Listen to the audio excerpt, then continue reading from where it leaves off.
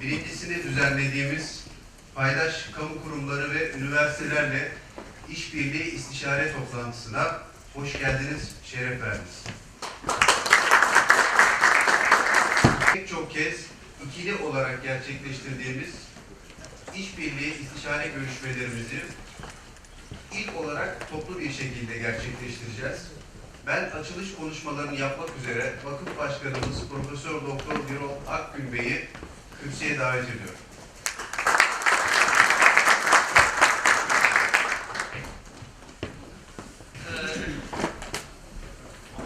Çok kıymetli kamu kurumlarımızdan üst düzey temsilcileri, sayın rektörlerimiz, rektör vekillerimiz, rektör yardımcılarımız, genel sekreterlerimiz, uluslararası ilişkiler ofislerinin kıymetli temsilcileri, ikili anlaşma imzalamış olduğumuz belediyelerimizin temsilcileri, çok kıymetli mütevelli heyet, yönetim kurulu üyelerimiz, daire başkanlarımız, çalışma arkadaşlarım, hepiniz hoş geldiniz.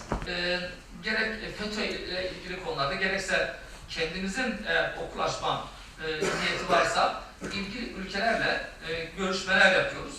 Ziyaretlerle bu işler oluyor. 100 ülkeyle 3 yıl içerisinde bu anlamda bir temas yürütüyoruz.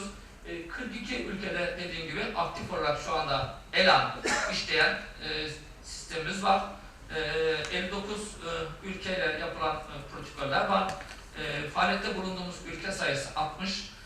Bunun kabaca faaliyette bulunan ülkeyi, yani orada bizim ofisimiz varsa veya bir arkadaşımızı göndermişsek, artık belli bir altyapı oluşmuş, okulaşma aşamasına yani gelmişse, işte bina alımı, ruhsat alımı gibi işleri takip etmek üzere bir ofis bir arkadaşı görevlendirdik, küçük ofis oluşturuyoruz.